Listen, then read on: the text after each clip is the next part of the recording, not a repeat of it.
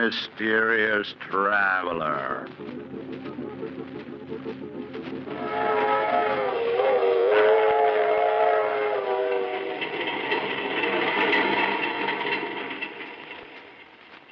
This is the Mysterious Traveler, inviting you to join me on another journey into the realm of the strange and the terrifying. I hope you will enjoy the trip, that it will thrill you a little and chill you a little. So settle back, get a good grip on your nerves, and be comfortable, if you can. Where are we going? We're going to join Charles Foster as he takes an excursion into crime. I call the story The Case of Charles Foster.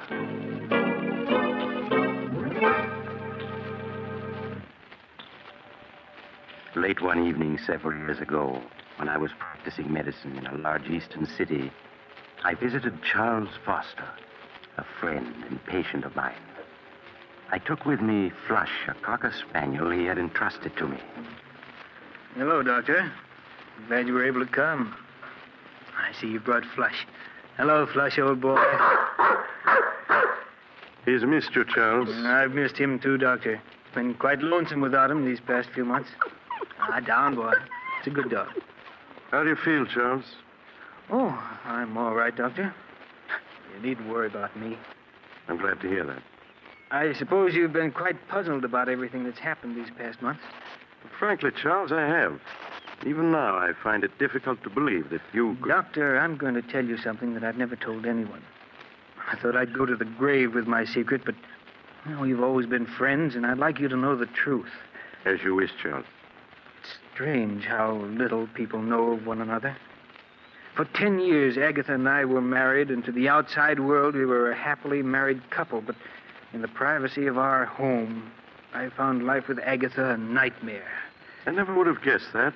For 10 years, I stood her sharp tongue and constant nagging. I might have gone on taking it the rest of my life. Fate hadn't decreed otherwise. It was 3 years ago on a beautiful spring evening that fate stepped in to change the entire course of my life.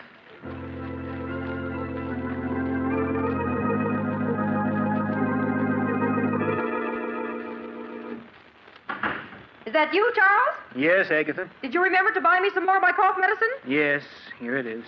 Supper ready? Some men would be more interested in their wives' health than their own suppers. I'm sorry, Agatha, but you really don't look sick to me. That's because you don't care. I'm not well, and you know it. I work myself to death day in and day out, keeping this house clean. And little thanks do I get for it. I've told you before, Agatha, if the house is too much for you, hire a maid. And how exactly can we afford a maid on your miserable bookkeeper's salary? Well, if you can't manage it out of my salary, there's always the $50,000 your father left you. That money is mine, and I'm not spending a single cent of it. It's up to you to provide a maid. All right, Agatha.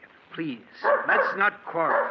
Oh, hello, Flush. How are you, old boy? No, you care more about that dog than you do me. You know that isn't true. It is. Sometimes I think the only reason you come home is because of that dirty old dog. Quiet, Get away Flush. from me. All he does is eat and put his filthy paws on my furniture. I want you to get rid of that dog, Charles. Get rid of him. Yes. Buy some poison at the drugstore and dispose of him. You can't stand to see me have anything that makes me happy, can you? Well, I'm not getting rid of him. Charles, this is my house, not yours. And I don't want him here. Come on, Flush. Don't think that by walking away that ends the matter, Charles Foster. You'd better get rid of that dog, do you hear? Glad to get out of the house, eh, old boy? So am I. It's a beautiful evening, isn't it? Come on, boy. We're going to take a long walk.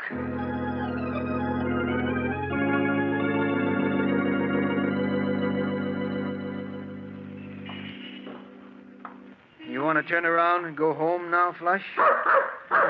No, neither do I. Pardon me, but aren't you Charles? Julia! Julia Sanders! Charles, I thought it was you. Oh, let me look at you. Oh, Julia, you haven't changed a bit. You're as lovely as... How long has it been since we last saw each other? 10 years, almost 11. Has it really been that long? Julia, have you ever forgiven me for what happened? Of course, Charles. I was so insanely in love with you, Julia, that I couldn't bear to have other men look at you. You know that I didn't mean... I know, Charles. I've thought of that night constantly. It's been like a nightmare ever since. Please, Charles, it's all past and forgotten now. You were perfectly justified in breaking our engagement. After what I'd done, there was nothing else you could do. I understand you married Agatha Winthrop a year after I'd gone abroad. Yes, Julia. After you left for Europe, people kept telling me what a wonderful wife Agatha would make me. I allowed myself to be convinced and married her. Well, I'm sure everything turned out for the best. But it didn't, Julia. Almost from the beginning, our marriage was a failure. For these past 5 years, Agatha and I have merely been living together under the same roof. Oh, I'm sorry, Charles, that it didn't turn out well. Nothing turned out well, Julia, after I lost you. I hope things have been better with you these past 11 years. Oh, I can't complain. I spent a number of years in Paris studying art and working at dress designing. Oh. I only came back a few months ago. You've never married? No. I'm working now for Morgan's department store as their art director. Oh, really? Well, my office is only a few blocks from there. Look, Julia, why don't we have lunch together tomorrow? There are so many things I'd like to know. Well, I'd like to, Charles, but I think it would be much better that we don't. Oh, now, surely, Julia, there's no harm in two old friends having lunch together, is there? No, I suppose not. I won't take no for an answer. Do you know where Drake's restaurant is? Yes. Will 1 o'clock tomorrow be all right? Yes, that's my usual lunch hour. Good, then it's a date.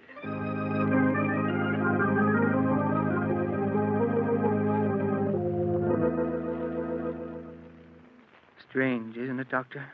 The way after 11 years, Julia and I bumped into each other. If we hadn't, what followed would never have happened. It's such small things as an accidental meeting that often change the course of one's life. Yes, I know that now, but I didn't then. I met Julia for lunch the next day, and soon we were having lunch together every day. And for the first time in years, life began to mean something. Merely seeing Julia for 1 hour a day made life worth living. I understand, Joe. We'd have lunch together, and then we'd go for a walk in the park. I sensed at the time that Julia, too, was lonely and in the need of friendship. The summer passed swiftly and happily. I should have realized that things couldn't go on that way, but I didn't. You mean you fell in love with Julia? Fell in love with her? I don't think I'd ever really stopped loving her. I became aware of how much I really cared for her one warm autumn day as we were walking through the park together.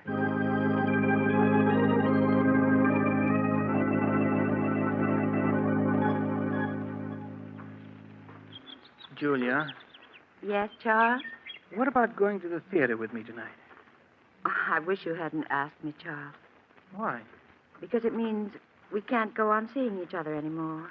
But why shouldn't we go on seeing each other? Because you aren't satisfied any longer just to see me at lunch, and it isn't right for us to go out together at night. But surely there's no harm in our going to the theater together. You're married, Charles. That's reason enough. All right, Julia. Forget I ever asked you. But at least we can go on having lunch together, can't we? No, Charles. Oh, but... Can't you see? Things can never be the way they were. We've become dependent upon each other, and we have no right to be. We can't go on seeing each other any longer. It isn't fair to Agatha. But you know that Agatha and I mean nothing to each other. We haven't for years. Nevertheless, she's your wife. Julia, you know I love you. I've always loved you, and I can't do without you. Charles, you're just making it difficult for both of us. Julia, you do love me, don't you? Yes. But can't you see, it's no use. I remember Agatha only too well. She'd never give you a divorce. I know she won't. I've asked her a dozen times in the past 5 years, but she said she'll never give me one. I want to part now, Charles. Right here. Must we? Yes. Goodbye, Charles.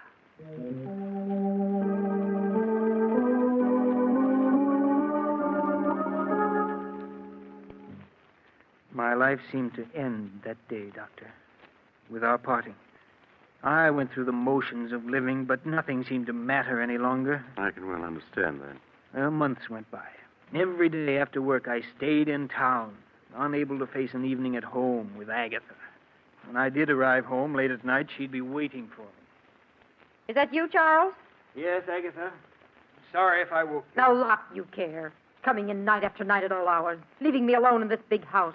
Oh, don't think I don't know what you're up to. I know you're kind, Charles Foster. You better go to sleep, Agatha. A fine chance I have to sleep with you putting on the bathroom light. You know I can't sleep when that light's on. Take me a minute to brush my teeth, then I'll turn off the light.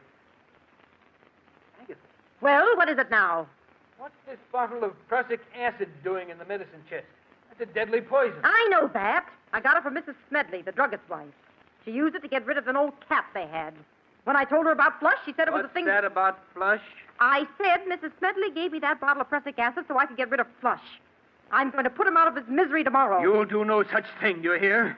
If you so much as lay a hand on Flush, I'll kill you. I'll kill you, do you understand? Yes, Charles. You get rid of that poison tomorrow. Let's have no more talk of putting Flush out of his misery.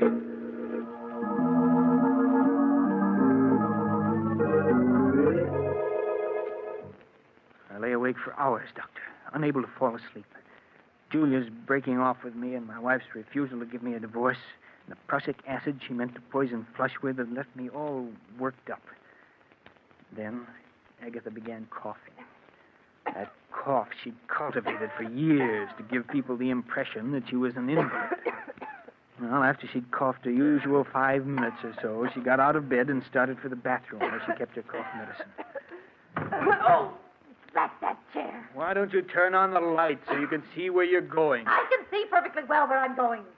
Besides, on your salary, we can't afford to waste electricity. I knew there wasn't any use in saying anything more. For years, Agatha had gotten up every night and groped her way to the medicine chest where her cough medicine was. Nothing could make her change her habits. I lay in bed listening as she opened the medicine chest and fumbled in the corner where she always kept the bottle. As I heard her groping for her medicine, I suddenly thought of the bottle that was standing next to it. The bottle of prussic acid. Without thinking, it came to mind. If only she'd take the prussic acid instead of the cough medicine. If she did, I would be free. Free of her constant nagging and whining. Free to see Julia. Then I knew it was useless to hope for such a mistake to happen. Agatha's cough medicine always stood in the same corner of the medicine chest. Even in the dark, she'd never take the bottle of prussic acid. And then it came to me. What if the bottles were to be switched? What if the following night the prussic acid were placed in the customary spot of the cough medicine? Suddenly it was all very clear to me what I was going to do. Agatha? Well? Agatha, I've been thinking over what you said about Flush. What? I suppose you're right. Flush should be disposed of. He certainly should. He's old and he's smelly. It'll be a blessing for him to be put out of his misery. Yes, of course. I'm sorry I shouted at you before, Agatha, but, well, I see now that you're right. When are you going to do it? Oh, we'll wait until Saturday. And none too soon, either. You're sure the prussic acid won't make him suffer? Nonsense. Of course it won't. Mrs. Smedley said nothing works faster than prussic acid. Oh, you told her what it was for. That's fine. Very well, Agatha. Just leave everything to me.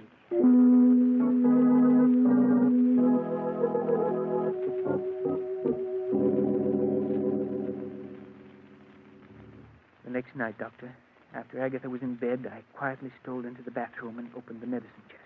I compared the bottle of cough medicine with that of the prussic acid. They were both small bottles, almost identical in size.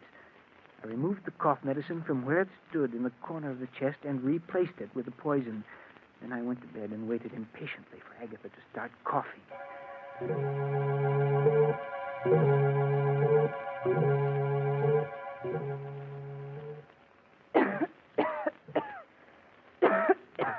Can I get you a glass of water or something, Agatha? Water won't do any good. What I need is my cough medicine. Oh, that's that chair. Why don't you turn on the light? Because I can see perfectly in the dark. Besides, someone's got to economize on the electricity in this house. I lay there in the darkness, listening to her grumble as she opened the door of the medicine chest. The blood pounded in my ears as I heard her fumbling for the bottle. Would she feel the slight difference in the bottle when she picked it up? Scarcely able to breathe, I waited. Listened. And she fell to the floor. I quickly got out of bed, turned on the lights, and went into the bathroom. She was lying on the floor, quite dead. There was an agonized look on her face. I returned the bottle of cough medicine to its proper place, and then I phoned the police.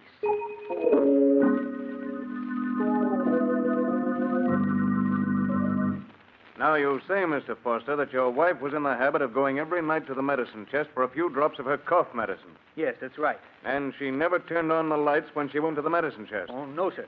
Wasn't that a bit unusual? Well, I always used to tell her to turn on the lights, but she said it was a waste of electricity. I see.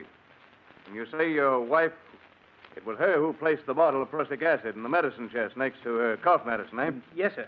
I'd never touched the bottle of prussic acid. You see, it was my wife who procured it, and she... Yes, Mr. Smedley, the druggist, has testified that his wife gave it to your wife. Mr. Foster, are you familiar with the contents of your wife's will dated 10 years ago?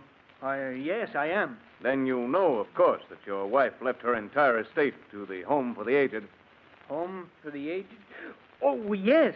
I fought to keep my face expressionless, to prevent him from learning that I hadn't known. All the years we'd been married, Agatha had given me to understand that all her money would go to me. Now I knew that she'd been lying. Her will had been made out in favor of the Home for the Aged for years. I began to feel angry at the way she'd cheated me.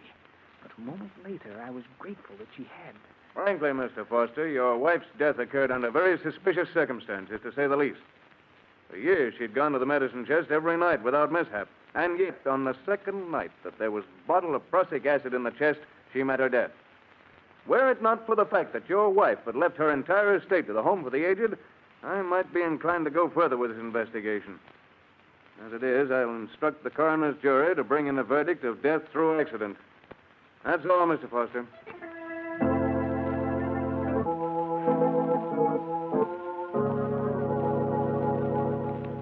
I walked out of the district attorney's office a free man. A few days later, I moved out of the house which had been Agatha's and took up quarters elsewhere. 6 long and uneventful months passed. I made no effort to contact Julia for fear that the police might still have their suspicions. And then I could stand it no longer. I called on her. Charles, when I was told you were waiting to see me, I could hardly believe it. I'm so glad to see you again. Thank you, Julia. It's good to see you again, too. Charles, you don't look well at all. These past few months have been something of a strain, Julia, but I'm all right now. I was tempted so many times to get in touch with you. Then I thought perhaps you didn't want to see anyone. I did want to see you, Julia, but I was afraid it wouldn't look right. I understand, Charles. Now, let's not say anything more of the past. Only the present and the future. Julia, do you think we might try to pick up where we left off last autumn? We can try, Charles.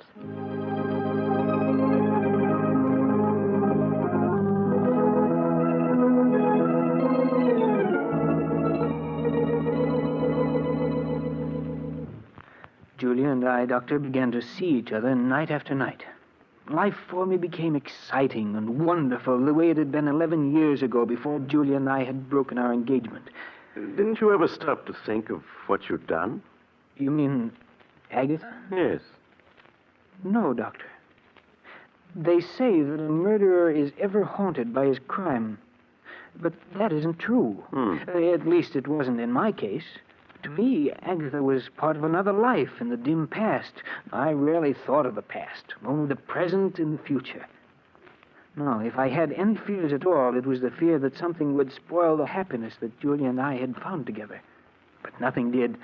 And a few months later, we were married with you as my best man. Yes, I remember. My second marriage was everything that my first hadn't been. The first time in my life I knew what true happiness meant. Julia and I were poor, but that didn't matter, for we had each other. The months swiftly passed. And as our first anniversary approached, it was hard to believe that we'd been married almost a year. Charles, before you leave for work, will you sign a check for me? Oh, who's it for, dear? Never you mind, Mr. Foster. You just leave a signed check. I'll fill in the amount and the party it's meant for. Mrs. Foster, you're acting very mysterious. Well, a wife has a right to act mysterious once a year. Darling, I suspect you're going to use this check to buy me an anniversary present. Well, whatever you get me, please don't make it neckties. Well, I'll have you know I have very good taste in neckties. I know you do, dear, but I have to wear them. You're an ungrateful wretch. Very well, I won't get you ties. Good, then I'll sign the check for you. And please bear in mind that you can't make this check out for more than $312.50. That's all we have in the bank. Oh, I'll leave you at least the 50 cents. You'd better leave a good deal more. We won't be going up to Lake Ellis. Charles, are we going up to Lake Ellis? Oh, it slipped out. And I meant it as an anniversary surprise. Charles, that's wonderful. When are we going? This Friday afternoon, I've rented a cabin and a small motorboat on Lake Ellis for the weekend. Oh, darling, what an exciting surprise. Charles, you're sure it won't be too expensive? Why, nothing can be too expensive for our first anniversary. Oh, darling, I've never been so happy.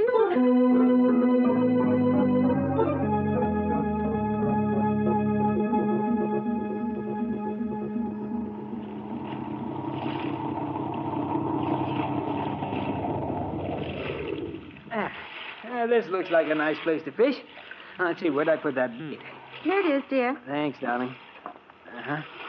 Ah, here's a nice, fat, dimpled worm.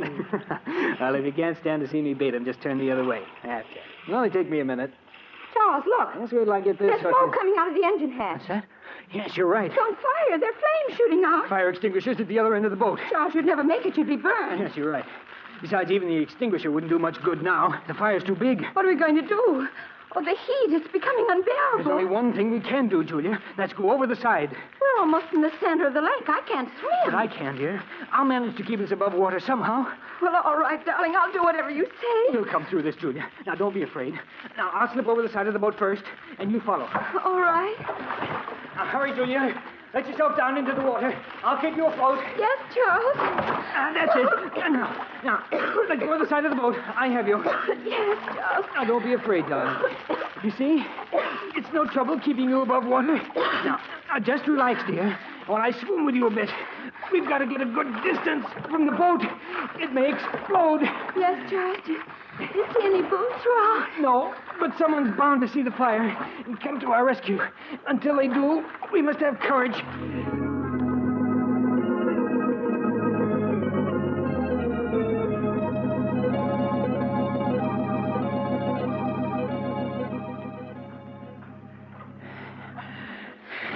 You're tired, aren't you, Charles? No, don't worry, dear. I can keep us afloat for a long time yet. Oh, why doesn't someone come to our rescue? They will.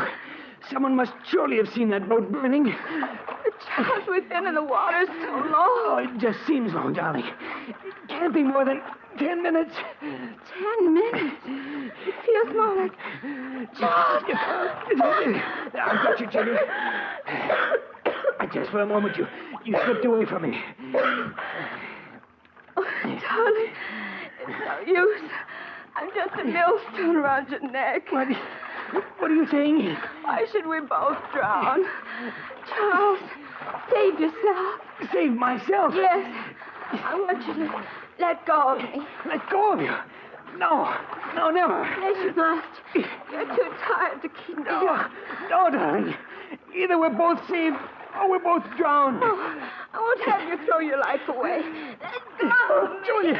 Julia, stop trying to break loose. Julia, darling, don't. I can't live without you. Julia, stop struggling. Save yourself. Julia! She's gone.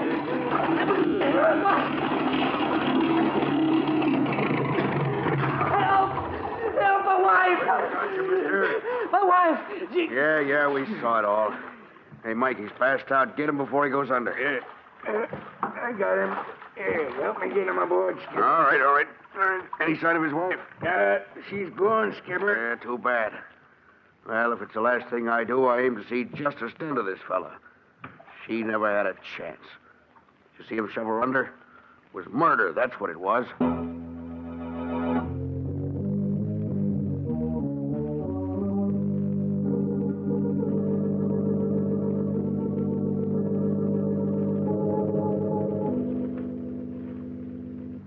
Now, Mr. Foster, both of the men who rescued you claim that as they approached you and your late wife in their boat, they saw you struggling with her. You admit this? Yes, but I tell you, I was trying to save her, not drown her. No, you were trying to save her. But both the witnesses testified they saw you push her head under. They're wrong. I wasn't pushing her under. I was trying to bring her to the surface. You must believe me. Oh, Mr. Foster. You maintain that you were rescuing your wife, not drowning her. Yes. Is it true, Mr. Foster, that you were engaged to your wife 11 years ago and that she broke the engagement? Yes. That's true. Would you mind telling the jury why she broke the engagement? We had a misunderstanding. A misunderstanding. Do you call shooting the woman you're engaged to just a misunderstanding? No. You must let me explain. It's true that 11 years ago I did shoot Julia, but I've been drinking. I didn't know what I was Mr. doing. Foster, you do admit shooting and wounding her. Yes. Have you ever seen this before? Why, yes. That's the insurance policy I took out for Julia and myself. Exactly. And when was this policy taken out? Well, about a month ago. June 15th, to be exact. And what's the value of this policy, Mr. Foster? Well, if either my wife or myself died, it provided $10,000 for the survivor. Yes, Mr. Foster. If either you or your wife died a natural death, it provided $10,000 to the survivor. But there's also a double indemnity clause in this policy, isn't there? Yes, but I... One that provides you with $20,000 if your wife died an accidental death, such as drowning. Yes, that's true, but I swear I didn't drown my wife. I tell you, I was trying to save her. Save her, not drown her. You must believe me. You must.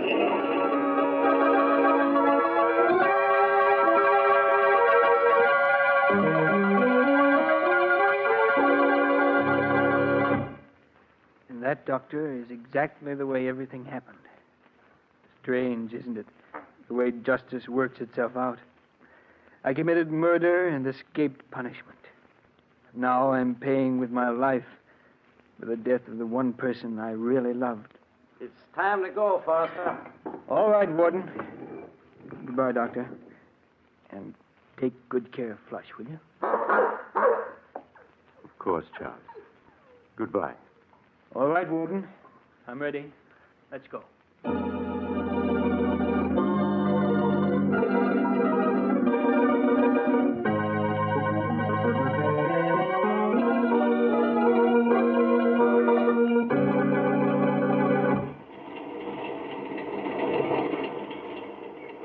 This is the mysterious traveler again.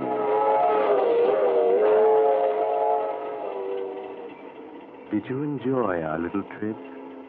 Too bad about Charles Foster, wasn't it?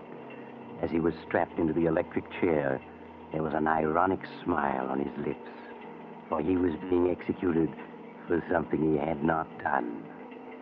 But as Charles himself said, justice has a strange way of working itself out. I knew another man once who thought it would be a simple thing to dispose of his wife. Unfortunately, he... Oh, you're getting off here? I'm sorry. But perhaps we'll meet again soon. I take this same train every week at this time.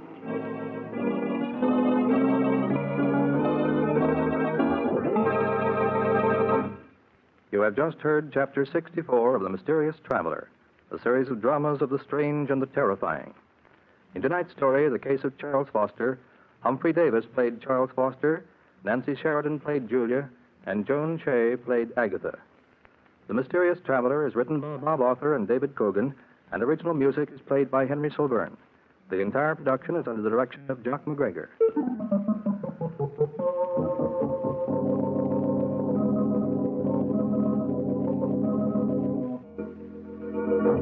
Listen next week to a tale titled Blood Money.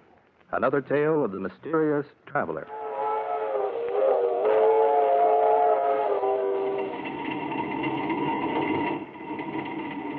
The Mysterious Traveler is presented by WOR Mutual from the WOR studios in New York. This is Mutual.